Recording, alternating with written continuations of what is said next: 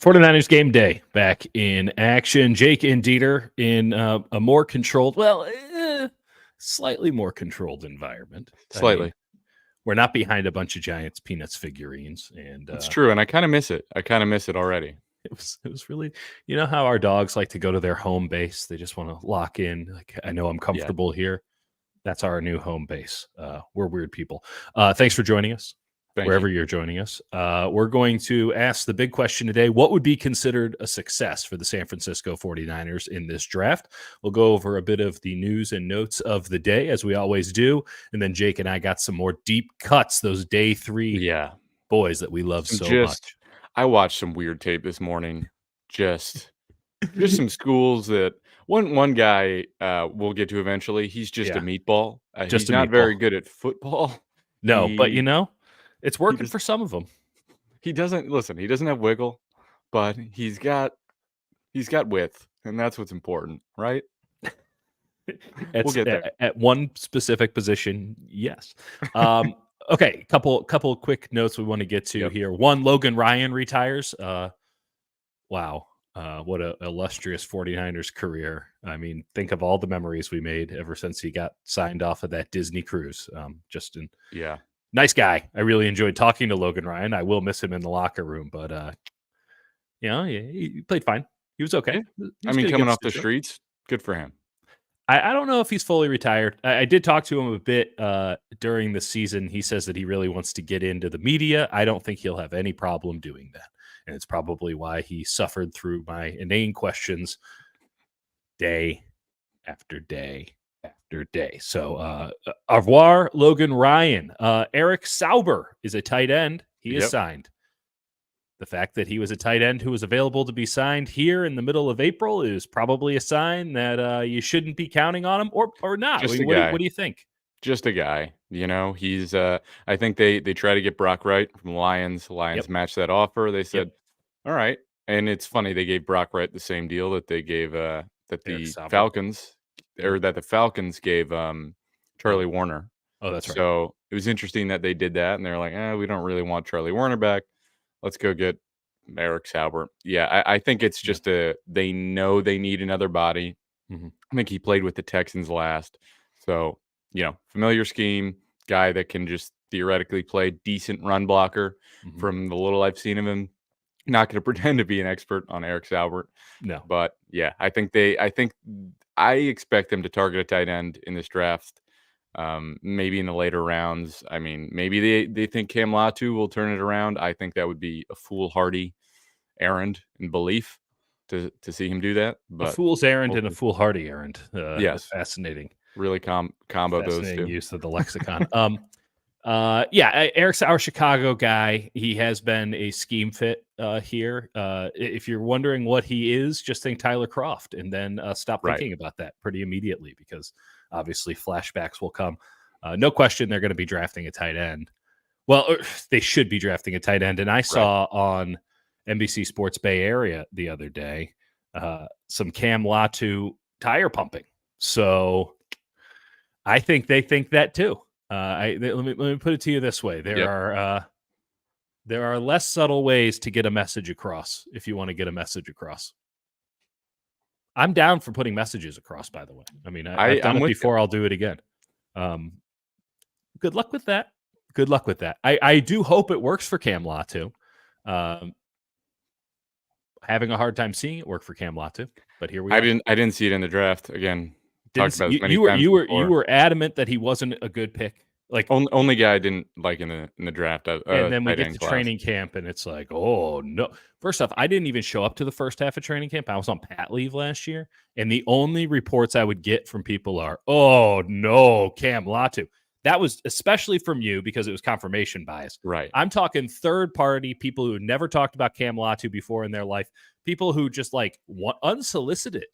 Just were like, Cam Latu, what's going on here? Right. Even if you're just like half paying attention, which kind of listen, that should be the way you watch training camp. But unfortunately, some sickos, including myself, are way too locked in.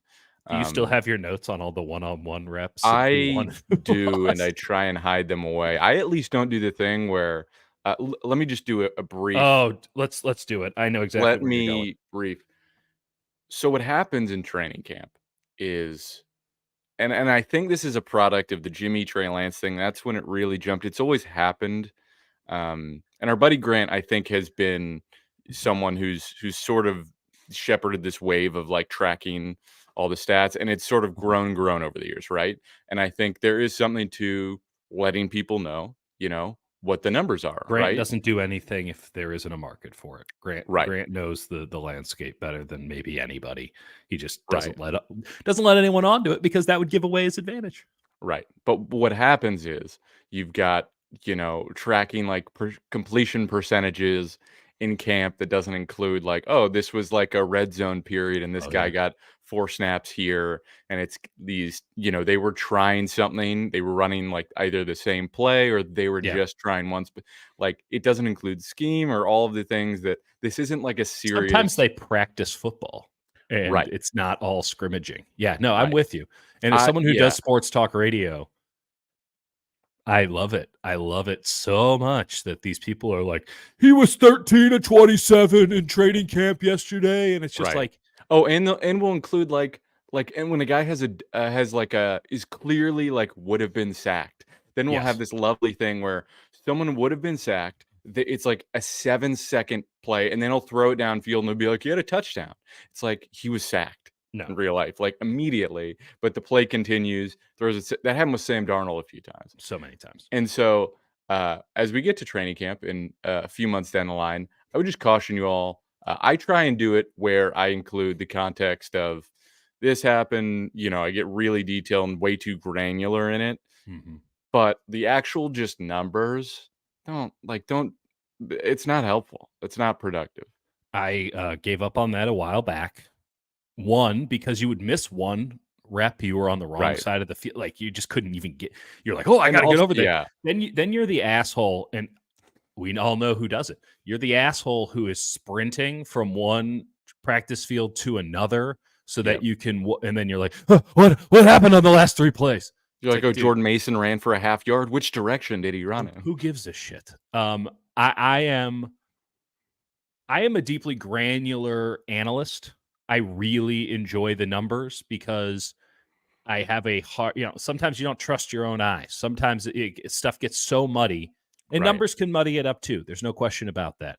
But it's nice to have backup. It's nice to have somebody if you're going to go out on a limb, and the numbers typically do that because sometimes I'm out on limbs all by myself. I'm going to need some numbers. I'm going to need a friend. Um, I am trying day in, day out to be more about the vibes, more about who is in control, who Right. is performing, what the body language reads off of people are, not the player themselves, but how people respond to them, and asking guys who have been around the block a couple of times why they like or Right. and because they've been around the block, they'll say dislike a guy. So I'm trying to lean more into that. I'm not arguing the SEO or the analytical positives in the media landscape of posting that kind of stuff. I'm not debating that. I think it's obvious because now there's such a thing. My question is, as an analyst, as somebody who is trying to get a comprehensive understanding of what's going on so that you can make appropriate predictions in both stories to come in the season and the actual performance to come in the season, how are any of those numbers helping you? And the answer Yeah. I have found time and time again is they don't. They don't Nope. help you at all. In fact, they are the kind of numbers that muddy the waters. And now you have this relative rate of confusion. I mean, Brock Right. Purdy's numbers, his first training camp, wouldn't have been anything. And that's something that Kyle, like, he was very explicit when Brock came back before they traded Trey Mhm, this training camp, mhm. where he kept saying like an unnerving amount of times to the point where like we get it. He kept saying like Brock rips it, and occasionally Trey Lance would do that, and he's like, "That's what we want to see more of." And what Yeah, he meant is like, I don't care. Like if you throw a pick in training camp, that's the time to do it. yeah. Like throw it, say it with your chest. Like Yeah, and throw it. beyond that, I need to understand that you understand that you're taking a risk. Like you need Right. to be able to have done all of your homework, both on and, I guess off the field too, obviously with homework, but like you need to have the good processes, the good awareness, all this stuff to where it's obvious that you're consciously taking a risk. You're going Yep. for it then. And so whenever we see Brock in training camp or in practice throwing interceptions, Kyle doesn't worry about that too much Right. because he goes, again, that's the time to do it. And also, I know X, Y, Z, A, B, C, D, and E all happened before that. And he decided, hey, we're in practice. Let's take a shot.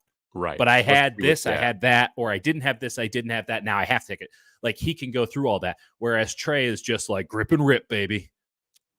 Right. Or should I run up the middle? That was his other fun little thing. Right. He had so many rushing yards in training camp, Jake.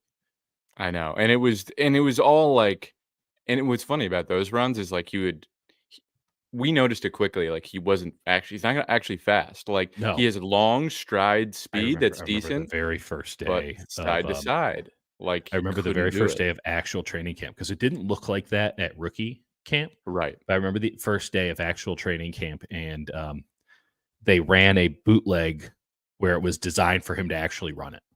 Right. Like it was a naked bootleg run, and he looked so slow. And you could see him recognizing that and going, "Oh, there was like an audible gasp." I know I gave one, but I think that Yeah. collectively we all understood, but refused to process. Like, oh no! And I can only Right. imagine what that film looked like for Shanahan and Lynch and McDaniel at the time. Like, I can only imagine the panic that set in the second Right. that the guy you just traded 3 first-round draft picks for is running out here like last year's Austin Eckler. Like, Right. that's And like every defensive lineman is catching up to him. Kevin Givens is on your tail, baby. Right. Right. Well, Not so much fun. that brings us back to our initial question here. What would be a success in this draft, Jake? I just need your strong takeaway. Give me the 3 bullet points, the 4 bullet points, whatever it takes. The 49ers got draft picks. They got 31. They got 63. They got 90. What would constitute a success when this bad boy is all said and done before any of the UFA or undrafted free agents go? End of the 7th round. You look at the whole of the work. What's a success to you? To me, it's 3 things, but the main thing is number 1. Number 1 is finding an offensive lineman. I actually don't. It ideally would be a tackle. Okay.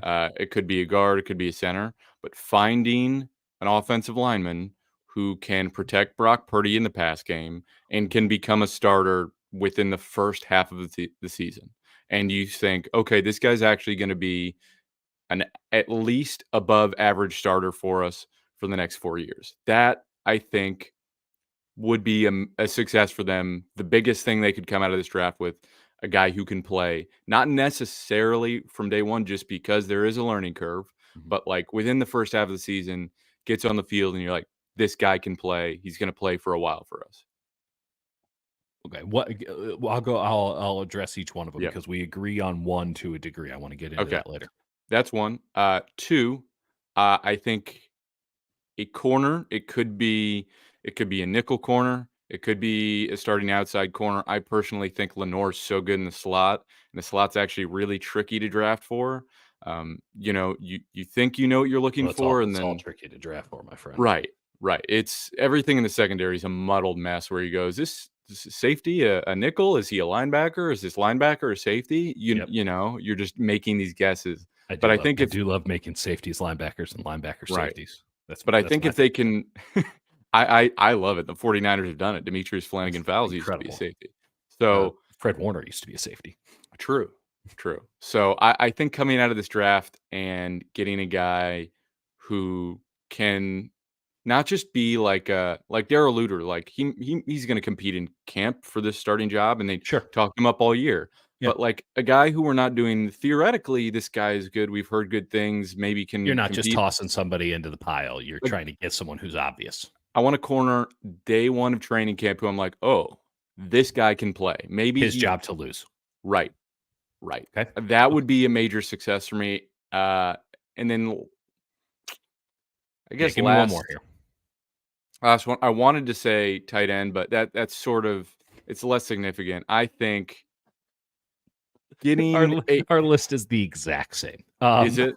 Is it? Which I think is a okay. tell. Okay, I have Yeah. tight end. I'll give you the last one. How about this? Just general depth. Let's Yeah. uh, just win it. Just get guys who can go out and I think much like your argument for the offensive guard or tackle, whomever it might be, or center, um, get guys who halfway through the season you feel comfortable putting on the field because there's a Yes. very realistic possibility. You have not done that in recent years. You don't have guys who you're signing dudes off the street. You are playing anybody but him. You have a lot of depth that isn't usable from this past season. You are now going to have to rely on them more just because we are another year down the line with veteran players. Get yourself some depth. And if that means you're drafting somebody that doesn't necessarily fit a position in need, so fucking be it. Right. Right. And they really, yeah, for the most part, can kind of draft who they want. They can for the most part. you need to get some sort of offensive lineman. I think Yeah. you'd ideally like to get a defensive tackle. It's not as Not as needed. And you've had good luck because you're very specific with your scheme on defensive line that you feel like, come training camp time, you might be able to get somebody who gets cut, something to that degree. But there are some weird spots in the draft where and part of it's just us doing PFF mock draft simulator and it gets weird. But there's spots in the draft where you go, like, I don't really love any of these guys at the positions that fit. And then there's like a random tight end where it's or just a guy. obvious, like, hey, I should take this running back here because he's far and away the highest player on I will the say, conceptual board. if you're the 49ers, don't take a running back before round 4. Just don't. I just don't think they should be legally allowed to do it. I want to go back to the original point on offensive line. I think it almost specifically has to be a tackle. This is an interesting stay the course while everyone else is zagging possibility for the 49ers in that now guards are getting paid like crazy money. Yeah. And the Niners have always undervalued guards or at least underpaid guards. They're not high, or perhaps they're even last on the positional priority list for Kyle Shanahan. They're very low. As evidenced by the fact that they went out and got Christian McCaffrey. So clearly they think something of running back and they think something of tight end, but maybe not number 2 or 3 tight end.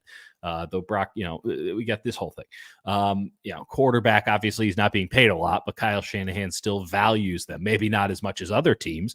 Wide receiver, he values a lot. He's very specific. Fullback, he values a lot. He's very specific. Tackle, they have a pretty high standard for. They went out and got Trent Williams when Joe Staley retired. Now, they obviously had no alternative, but they didn't, half-ass it. They went all in. Now, the sacrifice they've made on the right side, I don't know how much of a sacrifice it is because they didn't pay Mike McGlinchey, so we get a little bit less. And like McKivitz is a steal. Like he is not an elite tackle. He's a bottom half tackle without question. He might be a bottom third. Yes. There's a lot of bottom third tackles who but when lose you're their paying jobs, him, and there's a lot of guys like that who make a lot more money than him, and it is ultimately a shell game. So, interior of the offensive line, Kyle Shanahan believes firmly that he can get by with cheap, and he might not be wrong. Right. So when I think about where are the positional priorities, I think that they'll always be able to find guards. I think I'm with you, and I think we have a lot of guys we like on the interior who are late round selections in this draft, and so I think you're right. I think the priority. I also think it's easier for us to evaluate guards, right? I just think, especially within the context of their scheme of it's obvious what they run, right? Like you want a guy who can pass protect. I think that will take on a little bit more of an emphasis than it used to with Brock because now it's like. He's not tall. He's you have to be anchored and you got to hold your line. Right. Let's make sure this guy that we are saying we're going to invest $50 million in at some point, let's make sure he can stay upright and not, perish in the middle of the season because our right guard is getting blown up. My only argument on why it needs to be a tackle instead of a guard, I would have no problem with them taking a guard, but I think they need someone who is clearly a tackle because we don't know how long Trent has. And you have the possibility where you will need to replace him within the next year, if not earlier, because of injury. And then 2, You don't have the best situation at right tackle, and right tackle needs to become as much a priority, I think, across the league, especially Definitely. for a quarterback like Purdy, who, yes, he has great escapability, but you don't want to be putting that to the test snap after snap after snap. He's not Patrick Mahomes. He's not, Lamar Jackson. He's not Josh Allen. He is a very good quarterback, but at some point you do need to protect him. And with the teams loading up on defensive ends, with the defensive end talent influx in the league, it is absurd how much better these pass rushers have gotten just over the last 5 to 10 draft classes. Now, all that talent's in there, and the guys who were really good before have stayed in here. And, you have a team like the Chargers who kind of suck, and they got Joey Bosa and Khalil Mack. Like, it's, the 49ers were able to bring in Randy Gregory off the street and trade for Chase Young for a third-round pick. Now, neither of those worked out, but, like, it just shows the level of talent at that position. I think you need to commensurately prepare to have your right tackle either dramatically improve, or you can hold on with McKivitz, but now you definitely needed a tackle because the Silverback is gone. So I think that tackle specifically needs to be the priority. And if you want to come back in later, then you can go get your guard, you can get your center. I'm with you. All that stuff. And that brings me to the I think the last one we did, which if any of you listened to our incredible over-under recorded at Oracle Park, I would actually encourage you to listen to it. It's us at our most deranged. But we were talking. We were both completely on and totally off. That's right. And we were discussing, do you think the 49ers are going to stay at 31? Are they going to trade down? Are they going to trade up? And Dieter was arguing that they are going to trade up. I said, I've heard enough. I said trade down. Also, we're both open to possibilities. But what I like about I'll fucking kill you if you say they're going to trade down again. I mean, what a preposterous assertion! Like what? No. But what I love about the trade up possibility is, I think that's really the only way you're getting the right tackle. I'm not moved by Jordan Morgan. He keeps getting mocked because he's going to be available at 31. Yeah. Because everyone else is like, yeah, he's in the next tier. There's like a bunch of tiers of tackles. But I would rather just take Kingsley at 31 than maybe risk it. If there's I don't even like Kingsley, and I agree with you. I think there's just, if you're really optimizing, there's a slight trade down you can make. You have to have, two who are willing to tango, and that has to be good value for you. Otherwise, just take your guy. If it's somebody that you would take within 10 picks, just fucking take him. Just fucking take him. Exactly. It's pick 31. If it was 21 and if the guy was there at 21, he's there at 31, of course you take him. But if he would be available, I feel like, I really hope he's available at 41. Well, then what are you thinking about? Just take him at 31. Don't get cute with this. Take the guy. And I think Kingsley is going to need at least half a season, if not longer, to learn how to play offensive line. But the frame and the athleticism is so elite that I think that's worth the trouble. So you can throw him in there at right tackle and just say, figure it out. Because sometimes that's what McKivitz looks like he's doing. He knows what he's doing. He doesn't have the physical ability to do it. Kingsley has all the physical ability to be an elite run blocker, pass blocker, everything guy. Play him at tight end. He just doesn't know what he's doing. So at some point, the two shall meet. Right. So I think if it all works out, he is not just a Trent Williams replacement. He is a player on the level of Trent Williams. Whereas I don't see the upside. I love a lot of the upsides on these guys. Obviously, the floor is very low with Kingsley, but I feel like Kingsley could very well be the best offensive lineman in this draft. And there's some really good offensive linemen in this draft. Like Joe Alt. I don't agree, but I love the confidence. He's so smooth. If you just teach him to do what the fuck he needs to do, right? There's a high level. And a lot of people, I think, will immediately go, well, why didn't he learn it at BYU? Well, they moved him around a couple of times, and he's still young. Yep. So he's coming out, I think he's a redshirt sophomore, and he played two different positions before that. So, yep. And I don't know how BYU's offensive line coach is. You'd like to think they're good, but it's college. Yeah, I think him and Kieran Omega-DJ from Yale are in the same boat to me, where they're both. But I don't have to worry about the level of competition with Kingsley. Yeah, And that's fair. I've seen him wreck dudes in the Big 12, and That's say what you fair. will about Big 12 defenses, like there's some good pass rushers in the Big 12. So I'm with you. I'm with okay, you. let's talk about the guys that we really like to talk about, which is our day 3. These are the dorks. These are the guys that we're into. We These are found the some lads. It's getting real deranged real fast. So let's start with somebody on my end who is not at all deranged, and in fact is a pretty well-known player. This is Jordan Travis, the quarterback out of Florida State. And when we talk about day 3 options, I'm just a really big fan of his game because he is pretty good at everything and great at nothing. And he really, I mean, maybe it's the 13 on the chest. He really reminded me of Brock. Now, the processing is not at the same level, but it's good. It's solid. He sees the field well. I think he makes good decisions. He had an elite amount of talent around him. In theory, the same thing should be said for the San Francisco 49ers. I mean, he takes shots. He has some devil may care attitude. This was a legit Heisman Trophy finalist. He can make plays with his feet. Now, he had a gruesome leg injury that should be in the rear view. I think that when we talk about sort of that second tier, right? So we know the 1, 2, 3 quarterbacks. We talk about a Bo Nix. We talk about a J.J. McCarthy, who I believe is very much a second tier quarterback.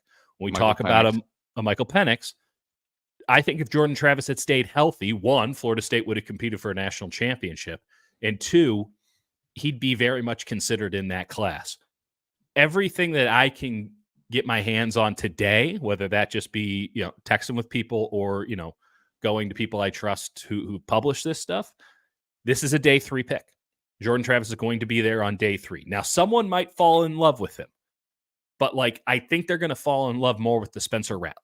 They're going to fall in love more with, People have been falling in love with Spencer Rattler. They can have him. They can flip. We're on the same page on that one. I would rather have a guy who can juke out the entire Southern Miss defense and just keep, I really, really, really enjoyed watching him. By the way, the running back for Florida State, I forget his name. He's so good. He's so good. He's like a 2nd or a 3rd round pick. But it's not Shipley, is it? I think it's Shipley. He is unbelievable. Every player I like seems to be from Florida State. I don't know who I've become. I was once I'm with you. It's very, very weird. I was once proudly aligned with the U, but it's impossible. Oh, sorry, Trey Benson. Trey Benson, that's it. Correct. Trey Benson is a delight. Come on. You're supposed to be the draft guy. So I think Jordan Travis, day 3, you're in a weird spot, right? You're just thinking, hey, I really like this guy. Maybe too early to take that guy. You're just sitting there. You got a bunch of these comp picks. You trade a couple of them. You got this extra 5th you don't know what to do with, and you just go, fuck it, let's ride. Yeah. That said, the 49ers do. I guess it's like, why not? You're right. You're right. Astronaut, you can cut his ass. You can cut Brandon Allen's ass if you want. This is the exact same scenario that they had with Purdy. And I'm not saying this guy's going to be Purdy. I was just saying, I can think of way worse ways to spend a 4th or a 5th round draft pick than just doing this, because it just seems as if he would be so comfortable. He's not a great dissector of the field, right? He's very one read. Now there's a couple of times where he's a little slow with the progressions, all this, but he's usually locking on to Keon Coleman or whomever, and then just saying, okay, we're going to rip it. That's fine, because you can teach some field vision, but also it's fine because you're in a Kyle Shanahan offense. And so, yes, it'd be great if you could do your 5-man progressions every time and you are just a supercomputer, but he also has, he was not even a quarterback when he went to Florida State. They brought him in as an athlete, and he figured out how to play quarterback, and he played it at a Heisman Trophy caliber level. I'm willing to roll the dice on Jordan Travis because he's there day 3, and I think he is a legit 1st round, 2nd round talent. Kind of that. I love it. If he had stayed healthy, it would never be, but he would be a legitimate option at 31. And meanwhile, you're telling me you can get him at 100? Come on now. I think I can think of worse ways to do it, especially if you have your homework done for day 3. And here's the thing. The real galaxy brain smart move that no one does is draft a quarterback just every Day single 3 year. every year. Just take the best quarterback on your board who's there on day 3. Dedicate a round to a quarterback. You know how Kyle Shanahan dedicated the 3rd round every year to drafting a shitty player as some sort of like an equal Right. opportunity situation?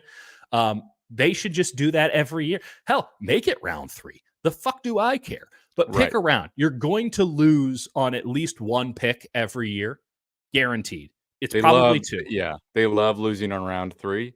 Think You know? about all the weird transactions that happen throughout a season that turn into like, oh, this is take a guy who you don't think is actually going to give you but maybe 5 to 10 snaps a game and trade him for a 6th round pick every year. And then every year in the 6th round, go out and draft a quarterback and just keep the Right. rotation going. Because Right. I mean, they traded that Keon Coleman catch. Yeah, I know. It's insane. I know. I'm sorry to all Coleman's the a freak. listeners. We have really been we're going to get it together, I promise. We just been reacting to videos and pointing out things on the screen and The people mo- who the are mo- listening or The War Room was really fun to do on video. We will do it again on video. It was the worst podcast I've ever listened to. And I've listened, not just of my voice, it's the worst podcast I've ever listened to. go listen now. It's honestly worth the trouble. It was so bad. Okay. Can we talk about some? I think Yeah. we're in cahoots. But Jordan Travis, I just think the value is there at an incredibly high level. I think No, he's I like a it. really good player. I'm with you on that. And I think he would fit. Who are we going to talk about on your end? Let's go to Malik Mustafa, safety out of Wake Forest, Okay. who he is a little short, but he's got he really packs a punch. He flies downhill. Can you lay down how big he is, what he did, where kind of give me the lay of the land, and then where you expect him to go, and then we can get into the nitty gritty. Yes. So Mustafa, he went to Florida State. I mean, sorry, Wake Forest. Wake God, Forest. man. Yeah. Wake Well, Forest. listen, at this rate, it's all Florida State. I had a list of 17 guys for Florida State where I'm like, I really like this guy. Mike Norvell's really good at his job. I know. All right. Let's. He's not from Florida State. He is from Wake Forest. Malik Played Mustafa. well against Florida State, though. He did. He played well against a lot of teams. He is 5'10", which is 17th Stumpy safety. percentile, but Yeah. he's got 210 weight, which is really good. Had a great bench, 22, 41 and a half inch vertical, more than 10-foot broad jump. Yep. His Love 40-yard that dash, explosion. 4.54, well above average. So he tested not like top level in terms of speed, but his play speed is elite. Like when this guy flies downhill, it's super impressive. And there's a real separation between him and other ACC players too. Like it's just obvious that he knows what's happening before anyone else does. And like the ACC is not a great conference, but it's not a shitty one either. Right. And when you're undersized, one thing I look at in terms of tackling is like, are you just reckless and flying in there with your head? He's getting downhill quick, but his form is really good. Like he gets guys in the thigh, he gets them down. It's really impressive. And so, one thing I looked for whenever you look at a guy who, maybe has a Talanoa Hufanga streak in them where they're not necessarily the biggest guy and you see them around the box making plays, it's like, okay, well, does he have coverage ability? And I want to say it was against Florida State, the one clip I sent you. He got targeted deep. And, whenever you're watching this tape and you don't have the all 22 angle, you're like, all right, where's the safety going to pop up at? Right. And he made this incredible rangy play, breaking up what would have been a touchdown. Like his safety got beat. I mean, his corner got beat bad on a skinny post inside, and he like truly saved a touchdown with a great breakup. So he's got range. Again, the size could he play nickel? Maybe. I think that's an option. He might be a little big. He might be a little thick for Nick. Right. I think you probably put that on a t-shirt. I think you probably want to keep him at safety, but his athleticism is outstanding. I think his play recognition is really good. I need to see more of him in coverage to really see where he's really at there. Safeties.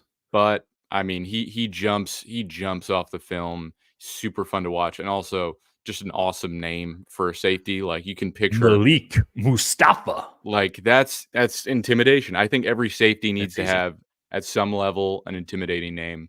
and I think he's got it. So I'm a fan. I don't know exactly Talanoa what round he is, Hufanga, but and he's then Earl Thomas, who is the craziest of them all. Ed Reed.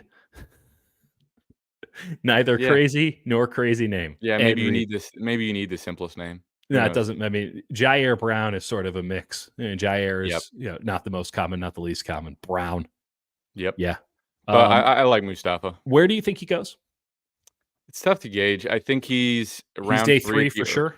I think he's round 3 at the earliest, Okay. but he feels to me more like round 5, maybe And just round 4. because he doesn't have the look. It's tough. I'm not sure exactly what the knocks are. I mean, safety's such a weird position. Mhm. It's, like, really tough to know, like, what teams are looking for, um, and consensus boards have him, usually is, like, a day 3 pick. Yeah, like, 149 is, sort of his range, Yeah, yeah, yeah. right behind, like, Sione That's Vaki of highly Utah and specific Tyke range. Smith of Georgia. So, that's, like, early round 5, I think, round 4. Yeah. So, that seems like his range for me, which sounds right. And that's honestly the weird thing about day 3 stuff where you're like, "Oh, well, this is his range." Well, the later you go, the wider the range is. Right, So that means that he can be taken in the 3rd round or the 7th round. for sure. That's so when we say a I day have 3 talent, yeah, it's like you can sneak in, someone might get you before the end of day 2, but they could also like you'll get drafted, but you might have to wait a while too because then right. it just things get really weird and messy, and there's a reason they don't show all those picks on Yeah, ESPN I or have anything trouble else. seeing him fall behind round 5 just because of the athleticism, but we'll Yeah. see. A guy that this isn't a guy who's on our list here, but Cole Bishop out of Utah is another option in sort of that range, and he has a lot of the same things. A little bit taller though. I think Yep, he's 6'2", and pretty good burst. Not as fun a tackler as right. Mustafa. Mustafa's out there, and when we're talking, listen, you want to go back to the cover 3 the way that they want to run cover 3. We'll see if the shadow government allows it, but if they want to go back to Legion of Boom, Seahawks legends and all that, you need an actual strong safety to be playing Sam linebacker in essence. And I think Mustafa is a really interesting possibility there because what do we talk about? I don't think he can play linebacker in a true sense, but you're not really asking him to. Sam linebacker for Right. the 49ers is different than actual Sam linebacker. There's no such thing as Sam linebacker anymore. There's a strong safety in the box or nothing. And then otherwise, you've got 2 weak side linebackers, one who just happens to be on the strong side, and then or another middle linebacker. Like, not to get granular here, too late. Regardless, you're not putting. You can put him up too high. He can make the plays. He is a game breaker and a playmaker. Is what I noticed off of him, which is something you're looking for. The same thing can be said for Hufanga. Okay, so now you got that replacement, but also, unlike Hufanga, I wouldn't feel terrible if he got motioned out into the slot, right? Yeah, Whereas if I think a lot of defenses, and we saw this specifically in the game where Hufanga tore his ACL, he would get motioned into the slot again and again and again. They would figure out that the Niners were in man-to-man because right. Steve Wilkes had no defensive ideology, and they figure out they were in man-to-man, and that will still happen even as they go back to cover 3. You're in man-to-man. And he just get motioned out, and then now he's in the open field, and whoop, there goes his knee. It was bad to begin with. He was getting burned left, right, and center, and then you get Chris Godwin on him, and it's over. Right. So I feel good about Mustafa in that sense. I think Bishop could do the same too. I think Mustafa's a better player and is definitely going to fit the John Lynch mold a little better. Right. We got to remember who's making the ultimate call here. Yes, it's Kyle, but it's really more John than ever before. And if John Lynch sees John Lynch, he's taking John Lynch. That's the reason Hufanga's on the team. We also, one important factor that we actually love to talk about and have not talked about Oh, yeah. this cycle, at least that much, is the crazy. And maybe we need to rebrand it into a more, I don't know, palatable term.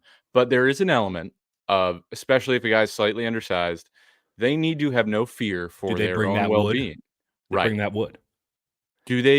Like, if you're out there and you're like, oh no, let me Let me take a play off. Let me play it safe. Let me make a business decision. If you're on defense, you definitely don't get to do that. You can sometimes do that at other positions. Yeah, I think But I think the wood, the crazy, whatever we want to call it, we'll come up with a better term. I mean, honestly, the crazy is a pretty easy term to recognize. But the football crazy, because these guys are great off the field, but I mean, some like of on the them aren't. field, Some of you them know, you aren't. never know. You never know. But that's almost more of an offensive thing. And let me tell you, I got a guy who's got it. Oh boy, does he got it. I love this little bitty man out of Troy. His name is Kamani Vidal. And Kamani Vidal is a bowling ball with legs. He is 5'7", 213 pounds, and he runs a 4.640. He has a 4.15 shuttle, so he is a straight line runner. We are thinking here very specifically Elijah Mitchell replacement. You know that player that I was saying, hey, if you can get like a 6th-round draft pick, he is your Elijah Mitchell replacement because you trade Elijah Mitchell on draft day. Oh, he's a great runner. He's really fun to watch. You trade Elijah Mitchell on draft day for your future quarterback round pick, whether that be 5th, 6th, or 7th.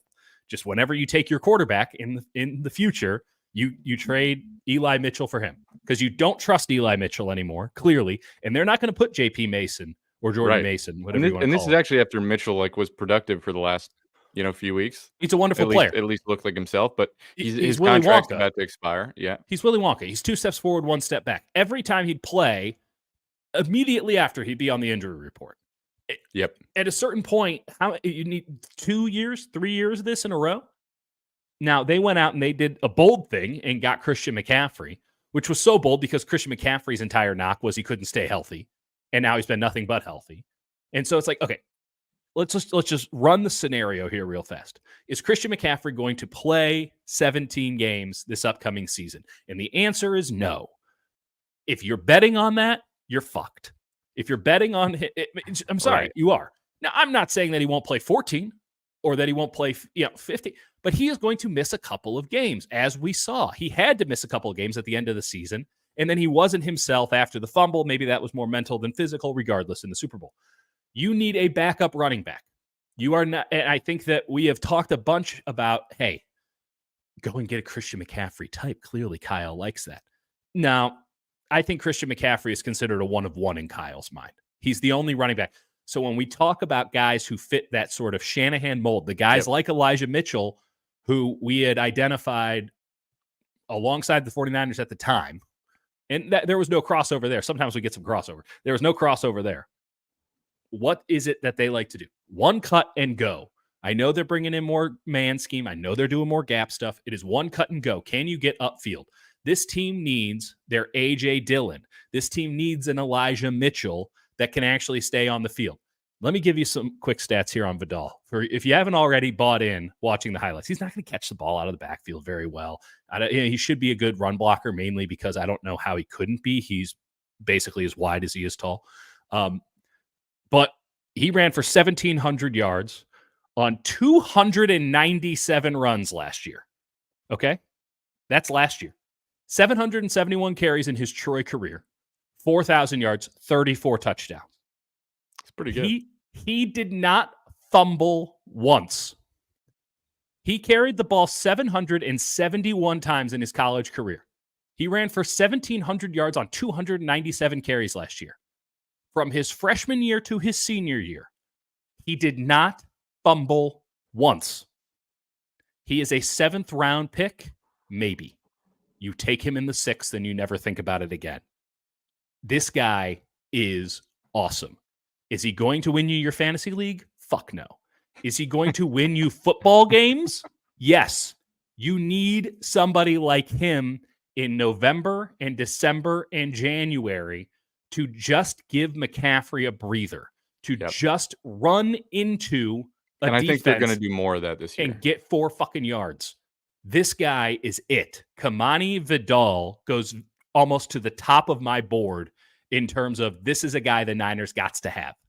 I love it. No, I'm just watching him. I'm deeply passionate about this. He's got like, it's one thing to be able to cut, but to have the timing on cuts where that's what gets you the extra 15, 20 yards. And then it's like Elijah Mitchell, where he packs so much more punch in his size than you'd expect. He's so hard to tackle on every single one of these plays. He's just Listen, awesome to watch. we love Ooh. Sun Belt running backs. That is a thing. It has been a thing. It will remain a thing. We It love will. Sun Belt running backs. You can make the argument, hey, man, it's the Sun Belt. What do we know? I know that he went for 1,700 on 297 last year, and he had 34 touchdowns in 4 years. I know that he never fumbled once. If you're going to go down, and by the way, I think Sun Belt's a very positive league. Like, I'm not trying to shit on the Sun Belt. I covered Sun Belt football for a long time. I covered coverage. Like, I know these. We're not talking D2. We're not talking 1AA. We're talking or FCS. We're talking about a conference that had a New Year's Six team in it this season. So Kamani Vidal was a man amongst boys at a pretty damn good level.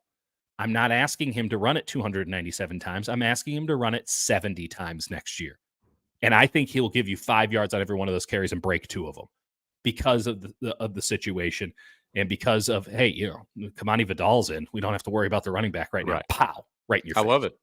I have a guy who's I don't think I feel like I should have gone first on the running backs because my guy excites me a little less than yours. Okay. But I've got a Boise State running back by the name of George Holani. Yes, sir. Who last year he had 134 carries, 748 yards, 7 touchdowns, 5.5 per carry. He missed like a month and a half, almost 2 full months after they played Washington, which was just I don't know what the injury was, but what happened against Washington is he had to pass block a ton where they were just like, oh God, you got to stay in and pass block for us. He is not, I would say, as shifty as Vidal at all, but he's got some open field moves though. He does. Once he's past the line of scrimmage, he'll do you something. Right. It's a nice cut and go. He's good. He's got truly the most average size, 5'10", 210. Truly like 50th percentile. Yep. Great explosion, 39-inch vert, good broad jump, and he tested pretty well speed wise. 1.58 10-yard split, which is 72nd percentile, 4.5 240. Right. It's like you just need to have like a good enough, and then show me on tape. But like this guy is physical. Like the fact that he has pass blocked, he's sort of a different type of back. I think he's a really good player. If you're looking for a possible RB1, he has that upside as a day 3 pick, right? Like you can see this guy being a fantasy football dude because he's good hands out of the backfield, crisp routes. He did genuinely everything at Boise State, which is he's a 3-down back. Like the last play we just watched, he got a screen, 5 guys were around him, ripped it off, ran it in for a touchdown. He really also is. Just fun to watch Boise State running backs on that absurd field. But he makes a lot of guys miss in the open field. We're talking Mountain West, so a level up from Sun Belt. Here he is against UCLA and just he had a great game against UCLA. 4, 5. Let's call it 5. Okay, took 5 guys to take him down, and he ran 40 yards. This was in the LA Bowl. Rob Gronkowski LA Bowl. The Starco Brands LA Bowl. Wasn't it hosted by Gronk? I think it used to be the Jimmy Kimmel LA Bowl. And he's whatever. Yeah, in that game against UCLA, which aside from Washington, probably the toughest opponent he faced. He One had cut go house. 17 carries, 138 yards, 2 touchdowns, 1 reception, 45 yards. He's a very good player. I like him a lot. I think that's very clear on tape. I think he's looking like a 4th rounder. From what I'm seeing. Apologize to any of you who heard me pronounced 4th like that. 4th. Yeah, he round is 4. Okay. Oh, so we're talking. He's on some boards. He's looking undrafted. It's unclear who these boards are coming from. From what I'm looking, the mock draft database is only good as for the first 3 rounds. Well, not even that. It's only good when you look at the overall number because the boards are mostly comprised of fan fiction, essentially. Here's the thing. I think we get Dane Brugler's beast in this Comes next out week, tomorrow. which Yeah. yeah, thank God. Because here's the thing. That's the most valuable resource in terms of just knowing where guys are kind of supposed to go. Brugler's also just a freak in that he He's breaks incredible. He down does it. Yeah. every player and We haven't. spends Neither of us have texted anybody about George Halani. no. Just how it No. goes. No, we have not. But the one board I'm looking at had him at 400, peaked at 174. So to me, he's a 5th through 7th round guy, Yeah. which I think he's a he looks really good great. option. I think he is an option to be an every down back. I think Vidal is more of an Elijah Mitchell type where you're like, "Ooh, he's your every down back. Really? He's the guy you're using Right. all the time." He's a strict 1-to-1 replacement for Elijah Mitchell, a strict 1-to-1 Yep. replacement for JP Mason. I don't think he's going to help you on special teams at all. So that matters. Whereas Mustafa, I didn't see his tackling ability in the open field, but I think he has a chance to be a really, really good player. And I have a feeling like Malik Mustafa will be mentioned a lot in August and September. Yep. Wherever he is, I feel like everybody who plays fantasy football is going to know about Malik Mustafa. And he'll just be like what is it, Solomon Ahmed? What's Ahmed's name? Oh, Played you for mean the George Dolphins. Halani? George Halani. So we're talking about. Oh yeah, sorry. Yeah, I will George say Halani, Malik Mustafa. It'll be a glorious day when fantasy football guys start getting into drafted free safeties in the 5th round because we should have. No, you're in a league with a individual defensive player, which is it's tough. Levels of depravity beyond what I could possibly You just imagine. need a guy who gets a lot of tackles. Anyway, we're getting sidetracked here. All right, sorry. George Halani, I think, is going to be a guy that wherever he goes, people are going to know because he's going to have a great training camp, and then he's going to look really good in the preseason, and then everyone's going to be like, "What's going on with this Halani guy?" And I don't know if he'll have an impact immediately, but I think a lot of people will know. Like JP Mason and Elijah Mitchell are still drafted in fantasy football. Right. Their last round picks are they're the first guy off the waiver wire. Right. They're just on the hope that like for 2 seconds, Christian McCaffrey will be out and they're going to get the production in the 49ers offense. Let me tell you about a guy who won't get drafted. Now, I haven't gone into the ins and outs of why he won't get drafted, other than he basically played a lot of edge. His name is Bo Richter. He played at the Air Force Academy. I think he's going to get drafted. We talked about him in the war room. And your argument, and I think it was very fair, is I don't trust guys who played at the Air Force Academy. This guy doesn't look like anybody who usually plays at the Air Force Academy, Jake. This dude is a little muscle ball who is out there with pain. He is out there looking to inflict pain. His technique is perfect. He is an unsurprisingly perfect technique. And you go, well, of course, he plays at Air Force. They're going to have perfect technique. They don't have the best athletes. This guy's an athlete. This guy's an athlete through week. He has a 9.91 RAS, 4.56 40-yard dash, 2.57 20-yard split, 1.56 10-yard split. Those are all elite numbers. 40-inch vertical, 10-foot broad jump. He is only 6 feet tall. That is true. 6'1" if you're being extremely generous, maybe in the right cleats. 248 pounds. He can bench press 24 times, as you probably could have noted just watching him in his highlight film. He's got some biceps, and I bet the pecs are popping too. This guy is not going. You can line him up at edge. You can. I think you could. Now, you do not want to be doing that all that often because you will get burned time and time again because he's just not that big. And he does have that explosion stuff. I think you take a year and you say, we are going to turn you into a hybrid outside linebacker who can go to will. We are going to just turn you into a hybrid go fuck dude up player in our defense, which I do think that Brandon Staley might have some inclinations of doing because, right, he gets a little funky with some dudes who are, hey, I've been, one hand in the ground my entire life. Well, you stand now, son. All this stuff.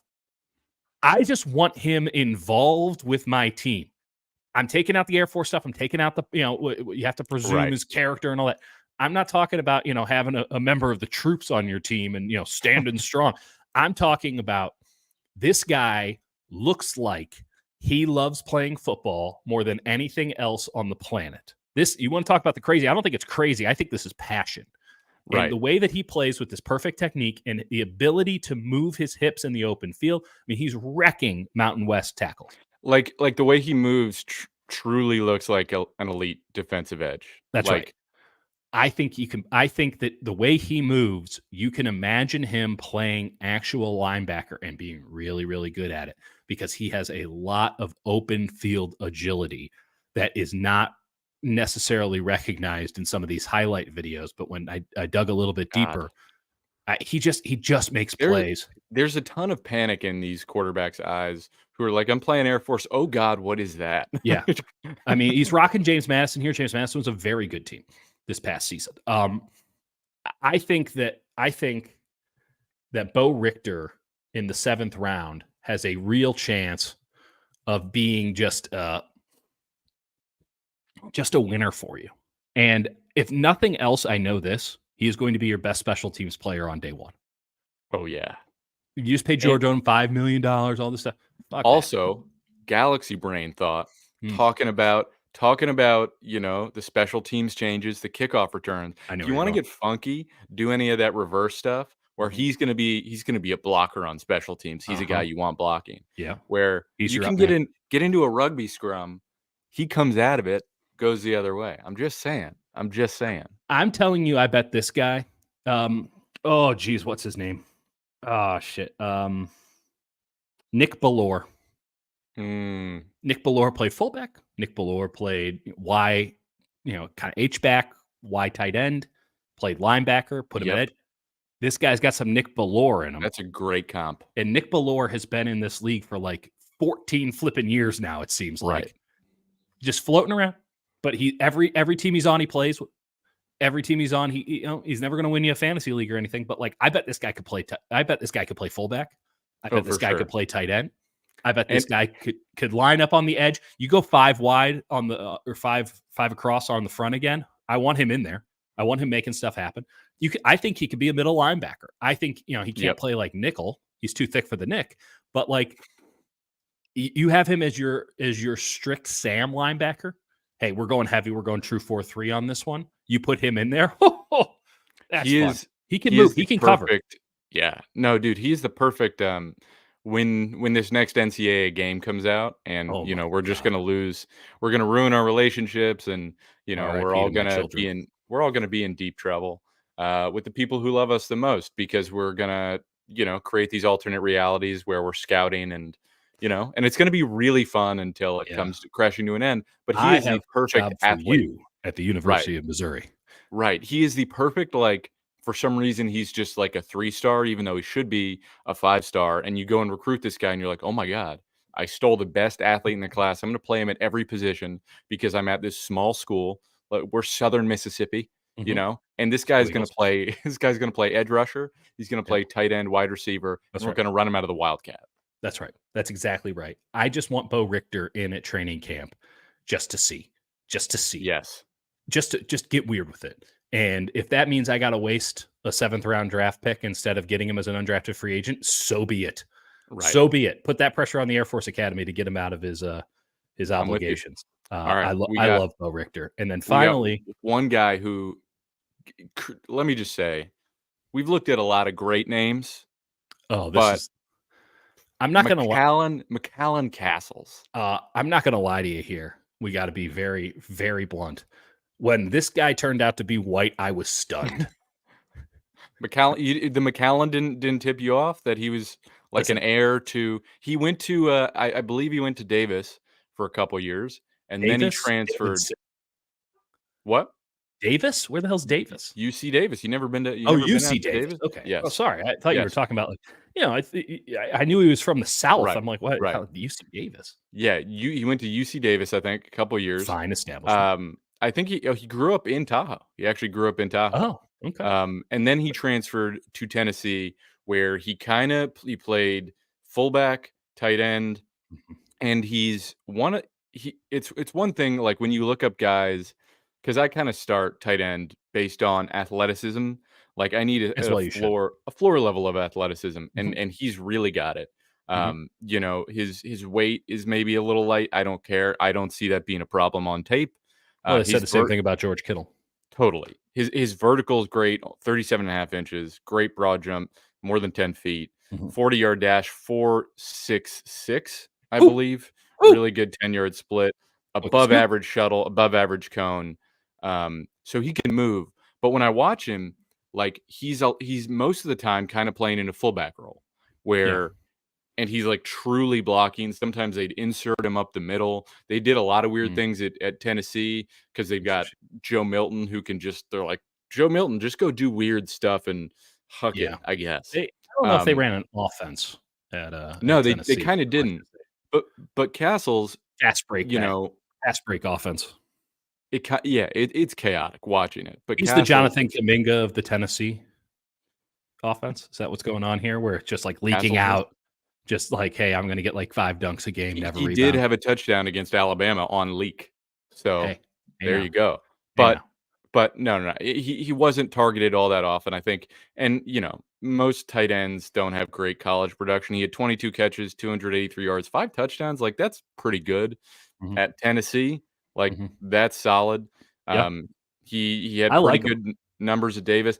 I thought he was in a better blocker than I was expecting. He Where was. I'm like, this guy is not getting thrown around, and I see a ton of tight end prospects who just are like lunging and whiffing on tackles. And Mhm. you're like, come on, man, They show don't me know what like they're doing. They're playing wide right, receiver essentially. right. And you're like, I want to believe in you. I want to believe you can do something, but you're not showing it to me. Castles Mm. does. He's got a crazy, crazy name. Just McAllen awesome. Castles. McAllen Castles. Like he should probably start a law firm that is problematic after his NFL career goes under. But I like what he brings to the I think I table. He's have a McAllen Castles. It's about 12 years aged over here. from Scotland. I mean, yeah. I mean, why would I import anything when I can check a bag? It's beautiful. Yeah. But yeah, By the way, if anyone I wants like to what he come brings to the over, I table. have like one of the world's greatest Scotch collections. I don't drink Scotch. I'm free. It's it's it's proven extremely problematic. This is why we have multiple guest beds in the house. Mhm. Because it's like, oh, I'll try some of your scotch, and it's like, why don't you do a full taster menu? And then it's just because my Dude is wife just grew up, making people flights of scotch. yeah, pretty much, and I like smelling them. This Mm. okay, let's just be weird. I will smell. So I mean, if you're cool with my nose being up in the bottle, like it'll burn off. It's alcohol. Um, I'm not like spitting in it or anything. It's just like that. Uh, Is this as we're drinking it? No. This is at night because it's on my my bar cart, which I can actually see from my office here because I left the doors open That today. you know And what you're talking about? You're just talking about a male version of a diffuser. It's just yeah, instead of having, like, actually, lovely that's what I scent. should do because I do have a diffuser downstairs because we got a bit of a P trap problem. We don't worry about it. And so we have a when we redid the downstairs, it's maybe people like personality, maybe we'll find out they don't, and then we'll Mhm. we'll start from scratch again. Um, when we redid downstairs, we had to keep digging and digging and digging because it turned out there's no foundation on our house, which was super fun to find out. And so we live like mole people. All of our bedrooms are subterranean, literally, and uh, in that we had to find a way to get the bathroom. So there's a pump that pulls Right. everything out. The problem is the pump doesn't leave anything in the P trap. So if you don't close the drains, it gets a little stinky. So I do have an oil diffuser that just kind of it's like there's some Right. really impressive ones. Next time you go to like a really nice hotel lobby, which I hope you all have the pleasure of doing soon, Mm. look for where they keep their diffuser because I find it like in really interesting spots, Oh, and it's like interesting. this. It's like a hose that comes out of these big boxes and they just pump out whatever their signature scent is. When I went to Cabo, I was like, oh my God, I got to get the signature scent. But like they were hiding them in really cool places. They would find like pieces of furniture and like there would just be this hole with a tube coming out of it. It was I love pretty the idea of someone turning into this live right now Yeah, right. at this point. Let me talk Um, about oil diffuser. Regardless, I've been in the market for one. I I'm should interested. I don't really care about this diffuser at all. It kind of sucks. I should maybe try to diffuse scotch through it. I'm gonna look Has into anyone that. tried it before? I mean, surely they have, and if it I'm breaks, sure it there's a breaks. long Reddit post about it. Yeah, right. I'm certain it's the Reddit post. Okay. Back to the task at hand here. Sorry. This is what happens when I don't get to sleep. I love it. Okay. If it all lays out the way that we want it to lay out, and again, we're not pushing strong, like take this guy in the 6th and this guy Right. needs to go at 124. How about this? If you hold on to 124, which I'm certain the 49ers will not do, Yeah. just because of the optics. But if you can't get anyone to take it off your hands at value, because they all know you're in too deep here, take Jordan Travis with 124. Yeah. Now it's like a 1-to-1. And I think that Jordan Travis is going to come out and be like, oh shit, this guy was way better than Trey Lance. Here's Maybe the that thing. helps you. Maybe it hurts you. I don't know. Here's the thing. It's hard to find a quarterback who, I mean, I wouldn't say hard, but like if you draft a quarterback in the 4th round, like they could very easily outproduce Trey Lance. Like Totally. any quarterback. So like it's pretty easy to make that worthwhile. Yeah, I agree. I mean, Trey Lance is still the quarterback 3 in Dallas, and we'll see if they take a quarterback. I mean, maybe they're in on Yep. the Jake and Dieter plan. So like let's say 124, Jordan Travis, Kamani Vidal. Let's talk early, 200, right? Just take him to pick Yep. whatever the 200 is. Bo Richter, take him with your last pick. Take him with your last pick. I think he's going to be there. I really do. And then what you got? Castle. Where do you think Castle? McCallan Castles, he feels like pretty late, Okay. I think 6th. I don't think this is a particularly strong tight end class. I feel like last year's was hyped up quite a bit more. Castles feels 7th. He feels 6th, like a 7th Great. round You pick. got a lot of those. Malik Mustafa. We're talking 3rd round, 4th round. Malik Mustafa 4th. I think he's a 4th round pick. So what is that? Maybe get him 124 in the again? 5th. Yeah, And then George Halani. he's 5th round? like a 7th rounder, 6th, Oh, 7th. I think he's better than that. I think he's a 5th. I round do player. too. I do too. But These who are knows some what these big wins. boards- These are the guys that you spend an hour with. These are the guys that sickos. make your draft where Oh. you go, okay, we got one They of made our an first entire 3 picks, right? franchise. The Yes. entire franchise is predicated off of hitting on these picks. That's the only reason we're Right. into this stuff. The entire operation is, hey, Fred Warner was a 3rd round pick, George Kittle was a 5th round pick, and we just absolutely killed it with the quarterback in the last pick of the draft. The entire franchise is predicated. Deebo Samuel's a second day 2 pick. The entire franchise is predicated, and any good franchise is predicated on getting these hits. You can miss just fine. You got to hit. You got to hit on some of them. And you're gonna miss. You're gonna. Oh, you're gonna buddy, miss a are lot you of going to them. miss? I mean, they missed with the guy Right. they traded 3 first-round draft picks for. But it's okay. They're gonna go get Jordan Travis, so it's all good. I mean, they're fine. They're fine. They survived. They went to the Super Bowl last year. Like, it's Here's the all thing. okay. Here's the thing: Shanahan and Lynch have no business being as comfortable as they are. No. I wrote about this many times because they should have been shitting their pants. They should have been like, oh God. And I'm not saying that's something I wanted. I'm saying the reality of whiffing on Trey Lance as bad as they did, they Yeah. should have been like, oh God, we're gonna lose our jobs. And instead, Yeah. they find Brock Purdy and they get to go, we are chilling. They are Chilling A-okay. so hard. And we can help them chill even more. They can spend Yep. even more time in Cabo every single year if they just listen to the 49ers Game Day podcast. That's right. Thanks to all the sickos out there. Thanks to everyone who joined us on whatever the hell. If anybody has any diffuser thoughts or Yeah, diffuser recommendations, thoughts. Come over and that's going to drink be our some next scotch. mailbag. Is just send us. Is it mailbag? MALE? The mailbag. Oh, that's pretty Segment. good. That's pretty good. Yeah. If anyone has any interior design, I'm still working on it. Dude. Any diffuser recommendations? I went on like a weird manic streak the other day, and the kitchen is in superb shape. Ooh, We're operating on levels never before seen when I cleaned I love between that. 11 and 2 a.m. And maybe that's why I didn't get to sleep. All right, we gotta go. We gotta go do go. our jobs. appreciate you, sickos. Sickos. Love you.